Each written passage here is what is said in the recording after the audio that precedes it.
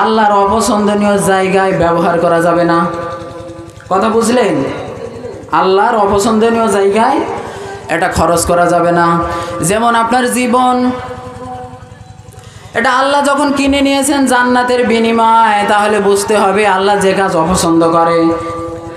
যেমন এই ওয়াজের মাহফিল আল্লাহ পছন্দ করে, কিন্তু গানের প্যান্ডেলকে আল্লাহ পছন্দ করে?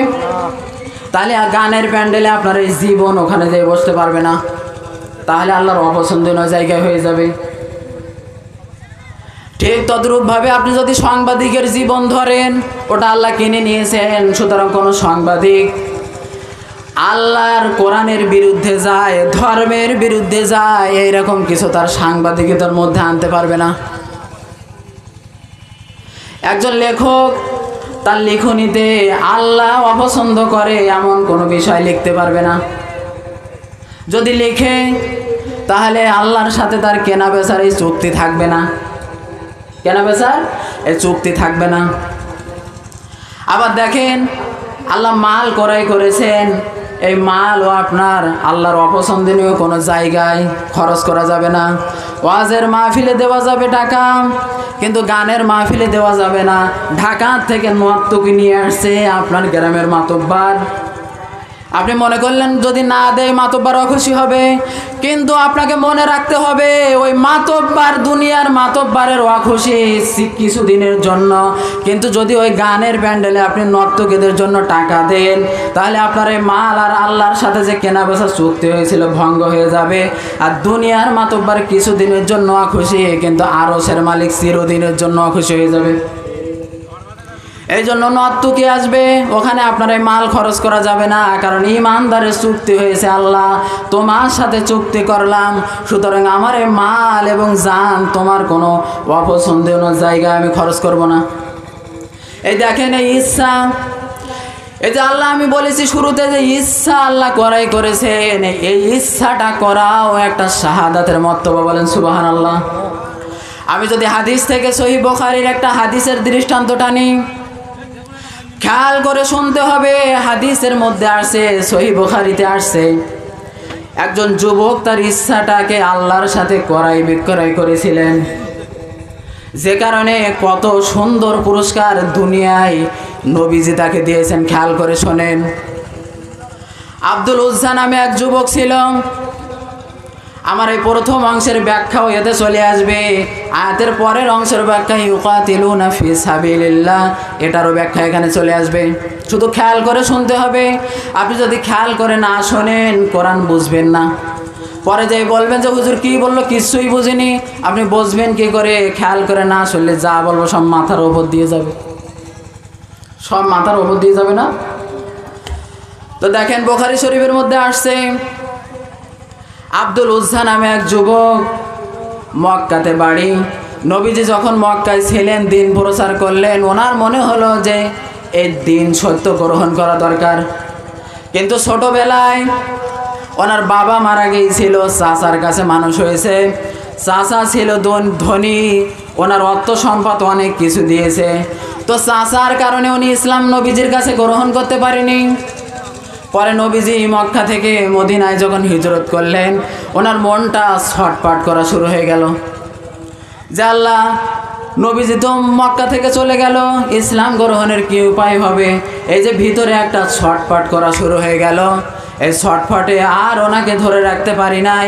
ইমানের তেজ ওনার চাচার সম্মুখে দাঁড় করালো, যে চাচা ছোট্ট থেকে মানুষ করেছে, দেখেন ইসলামের জন্য ত্যাগ করতে হবে, এটা বালুন্ডাবাসীকে আমি বোঝাতে এসেছি। আব্দুল উজ্জা চাচার কাছে চলে গেলেন, বললেন চাচা, এই যে মক্কায় কিছুদিন ছিলেন মোহাম্মদ, ওই লোকটারে আপনার কেমন লাগে? বলে কেন? বলে আমার তো খুব ভালো লাগে, এটাই আপনার মতামত শুনতে চাচ্ছি। তো বলছে ও তোমার ভালো লাগে, তারপরের কথা বলো। বলছে উনি যে বাণী প্রচার করে, এই বাণীগুলো আপনার কাছে কেমন লাগে? বলছে চাচারে বললো, চাচা এটা কেমন লাগে? চাচা বলছে, চাচা বুঝতে পারছে। বলছে কেন, তোমার কাছে কেমন লাগে সেটা আগে বলো। আব্দুল উজ্জা তখন ডাক দিয়ে বলে, চাচা আমার কাছে অনেক ভালো লাগে, আমি মনে মনে অনেক দিন ধরে চাচ্ছি ওনার হাতে ইসলাম গ্রহণ করব, কিন্তু আপনার ভয়ে বলতে পারি না। চাচা রেগে গেলেন, বলেন ইসলাম যদি তুমি গ্রহণ করো, আমি যা কিছু তোমারে দিয়েছি সব আমারে দিয়ে দিতে হবে। আব্দুল উজ্জা দেখলেন সুযোগ এটাই, দুনিয়ার মাল যাবে কিন্তু ঈমান আমার থাকবে। বলেন সুবহানাল্লাহ। আব্দুল উজ্জা বলেন চাচা তাহলে আর কোনো কথা না, আমি পড়ে নিলাম। সবাই বলেন লা ইলাহা ইল্লাল্লাহু মুহাম্মাদুর রাসূলুল্লাহ। চাচা রাগান্বিত হয়ে বললেন দাও ধন সম্পদের চাবি সব ফিরিয়ে দাও, ইসলাম যখন তুমি গ্রহণ করেছো। আব্দুল উজ্জা ইমানের কত বড় পাওয়ার দেখেন, সাথে সাথে চাবি কাঠি যা ছিল সব চাচার কাছে দিয়ে বললেন এই নাও, ফিরাইয়ে দিলাম। চাচা আরো রাগান্বিত হয়ে গেলেন, বললেন ভাতিজা অত রাগ ভালো না, তোমার গায়ে যে জামা আছে ওটা আমার দেওয়া খুলে দাও। 20 বছর হাদিসের মধ্যে আসছে ওনার ওই সময় ইশরুনা সিনি সানা, ওনার ওই সময় 20 বছর বয়স। এই 20 বছরের যুবক গায়ের জামা সাথে সাথে টান মেরে খুলে চাচাকে দিলেন, যাও ইমানের কাছে জামা কিছু না। এরপরে চাচা রাগান্বিত হয়ে বললেন ভাত কাপড় দিয়ে মানুষ করলাম আমি, আর রাগ দেখায় আমার উপরে। আছে না কিছু মানুষ খোটা দেয়। এই কথা বলে দেখেন যাদের ভিতরে ইসলাম না থাকে ওরা যতই মানবতার কথা বলুক ওদের মানবতা নেই, লজ্জা শরম কিছু নেই। এই জন্য শুধু ইসলাম গ্রহণ করেছে ভাতিজা, এই অপরাধে চাচা বললেন যে পরনে যে প্যান্ট আছে এই পাজামাও খুলে দিতে হবে। চিন্তা করে 20 বছরের একটা যুবক বলছে প্যান্ট খুলে দিতে হবে। আব্দুল উজ্জা বললেন প্যান্ট কেন, দুনিয়ার সব যখন দিয়েছি প্যান্টটাও দিতে পারবো, কিন্তু আল্লাহ তো দেখছে। বলেন সুবহানাল্লাহ। আব্দুল উজ্জা সাথে সাথে প্যান্ট খুলে দিলেন। প্যান্ট খুলে দিয়ে দৌড় দিয়ে চাচাকে বিদায় দিয়ে বললেন যা কুফরি ত্যাগ করে ঈমান যখন গ্রহণ করেছি মক্কায় থাকবো না, মদিনায় চলে যাব। দৌড় দিয়ে মায়ের কাছে গেলেন, লজ্জা স্থানটা হাত দিয়ে ঢাকলেন। এরপরে মাকে বললেন মা, মা তাকে থাকলেন অবাক করে, আব্দুল উজ্জা তোমার এই অবস্থা কেন? বলে মা আমি মদিনার ইসলাম গ্রহণ করেছি, চাচা আমার কাছ থেকে সব কিছু কেড়ে নিয়েছে, তাই আমার এখন এই অবস্থা। মা তোমার কাছে আমার একটা চাওয়া। মা বলে আমার কাছে তো কিছু নেই, ছেলের যখন ছিল মা সব ছিল, ছেলের নেই মারও নেই। এই জন্য বলে না তেলা মাথায় তেল সবাই দেয়, আতেলা মাথায় তেল দেওয়ার কেউ থাকে না। মা বলছে আমার তো কিছু নেই, কি দেব? বলছে মা বেশি কিছু চাই না, আমার গায়ের একটা কিছু দাও, পরনের একটা কিছু দাও। মা ছাড়া একটা কম্বল দিলেন। কম্বলটা উনি 2 টুকরা করে, 1 টুকরা শরীরে পেঁচালেন আর 1 টুকরা পরনে দিলেন। হাঁটতে হাঁটতে মদিনায় চলে গেলেন। আসহাবে সুফার পাশে, খেয়াল করে শুনবেন বুখারীর হাদিস, আসহাবে সুফার পাশে বসে থাকলেন, আল্লাহ বিল্লি করতেছেন। এমন সময় নবীজি হুজরা থেকে বের হয়ে দেখেন 20 বছর মতন বয়স হবে একটা টকবকে যুবক বসে আছে। নবীজি বললেন কি ব্যাপার যুবক, তোমার পরিচয় কি, কোত্থেকে আসছো? আব্দুল উজ্জা ডাক দিয়ে বলে নবীজি আমার বাসা মক্কা, ঘটনা সব খুলে বললেন। নবীজি সাথে সাথে ওনারে আবার কালিমা পড়ে দিয়ে নবীজি বললেন যাও আসহাবে সুফার ভিতরে যাও। নবীজি আপাতত ওনার একটা ড্রেসের ব্যবস্থা করলেন, আসহাবে সুফার সবার সাথে পরিচয় করে দিলেন। পরিচয় করে দেওয়ার পর আব্দুল উজ্জার নাম নবীজি রাখলেন আব্দুল্লাহ। বলেন সুবহানাল্লাহ। আব্দুল্লাহ নাম রেখে দেওয়ার পরে আব্দুল্লাহ মানে আল্লাহর বান্দা। এ আল্লাহর বান্দার এমন জজবা বেড়েছে, উনি কোরআনে কারিম শিখছে, শেখার পরে এমনভাবে তেলাওয়াত করে আসহাবে সুফার আর যারা সাথী থাকে তাদের অনেকের ঘুমের ডিস্টার্ব হয়, নফল নামাজের ডিস্টার্ব হয়। সাহাবায়ে কেরাম যে নবীজিকে নালিশ করলেন যে আল্লাহর নবী আপনারে আব্দুল্লাহ এত জোরে তেলাওয়াত করে যে আমাদের ঘুম হয় না। নবীজি বললেন এই অভিযোগ আমি শুনবো না, কারণ আব্দুল উজ্জা সব কিছু ত্যাগ করে ইসলাম গ্রহণ করেছে, সুতরাং আবেগময় তেলাওয়াত করতে দাও। বলেন সুবহানাল্লাহ। আব্দুল উজ্জা তেলাওয়াত করতে থাকলেন, আব্দুল্লাহ রাদিয়াল্লাহু তাআলা আনহু তেলাওয়াত করেন। এভাবে আস্তে আস্তে তার ঈমান আরো গাঢ় হলো। ইত্য বছরে তাবুকের যুদ্ধ চলে আসলো। সংক্ষেপে বলছি, আমি এক জায়গায় যাচ্ছি, সেটা হলো ইচ্ছা আল্লাহরে দিলে কি হয় দেখেন। আল্লাহর রাস্তায় আল্লাহর সাথে ইচ্ছার শুধু চুক্তি করবেন, তাতে কি হয় শোনেন শেষ পর্যন্ত। ইত্য বছরে তাবুকের যুদ্ধ চলে আসলো। আপনারা জানেন তাবুকের যুদ্ধের সময় নবীজি একটা কালেকশন করেছিলেন, যে কালেকশনের মধ্যে হযরতে আবু বকর রাদিয়াল্লাহু তাআলা আনহু ঘরের ভিতরে যা ছিল সব কিছু একটা টোপলার মধ্যে নিয়ে নবীজির সামনে এসে দাঁড়িয়েছিলেন। নবীজি জিজ্ঞাসা করেছিলেন, আবু বকর ঘরের ভিতরে কি রেখে এসেছো? আবু বকর বলেছিলেন, ইয়া রাসূলুল্লাহ, আল্লাহ এবং তার রাসূলকে রেখে এসেছে, আর কিছু নেই।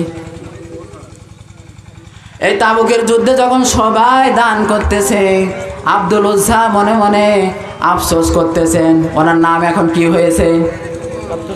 নাম কি হয়েছে জোরে বলেন? আব্দুল্লাহ ওনার নাম। আব্দুল্লাহ রাদিয়াল্লাহু তাআলা আফসোস করতেছেন, আল্লাহ আমার তো কিছুই নেই, আমি এখন কি দেব? শেষ বেশ সবার যখন দান শেষ করা হয়ে গেল, আব্দুল্লাহ রাদিয়াল্লাহু তাআলা আনহু নবীজির কাছে যে গেলেন, বললেন, আল্লাহ রাসূল আমার তো কিছুই নেই, তাই আমি চাইতেছি আমার এই যে মূল্যবান একটা জিনিস আছে, সেটা হলো আমার জীবন। আমি আমার এই জীবনটাকে আমি আপনার হাতে তুলে দিলাম, আপনি আমার এই জীবনের সিল সাক্ষ্য সব নিয়ে নেন। আমার জীবন আমি তাবুকের যুদ্ধে বিলাই দিয়ে শহীদ হতে চাই। বলেন সুবহানাল্লাহ। নবীজি সাহাবীদের বললেন, সাহাবীরা গাছের একটা ছাল নিয়ে এসো। সাহাবায়ে কেরাম একটা ছাল নিয়ে আসলেন। নবীজি আব্দুল্লাহ রাদিয়াল্লাহু তাআলা আনহুর হাতে ওটা পরিয়ে দিলেন, দিয়ে বললেন, ইয়া আল্লাহ কাফেরদের জন্য আমি আব্দুল্লাহর রক্তকে হারাম করে দিলাম। সুবহানাল্লাহ। কিন্তু আব্দুল্লাহ রাদিয়াল্লাহু তাআলা আনহু মনে মনে বলছেন, নাউজুবিল্লাহ, কারণ আমি চাইছি শাহাদাতের মৃত্যু তাবুকের যুদ্ধে, অথচ নবীজি কাফেরদের জন্য আমার রক্ত হারাম করেছে, মানে তো আমি হতে পারবো না, শহীদ হতে পারবো না। আব্দুল্লাহ রাদিয়াল্লাহু তাআলা আনহু বললেন, নবীজি আমি চাইছি শহীদ হতে, আপনি কি দোয়া করলেন? নবীজি বললেন, আব্দুল্লাহ তুমি অনেক কষ্ট করেছো ইসলামের জন্য, তাই আমি চাই না যে তোমার জীবন নিয়ে কাফেররা খেলা করুক। কিন্তু শুনে রাখো, তুমি যে ইচ্ছাটা আল্লাহর জন্য করেছো, পয়েন্ট আমাদের এইটা বুঝতে হবে।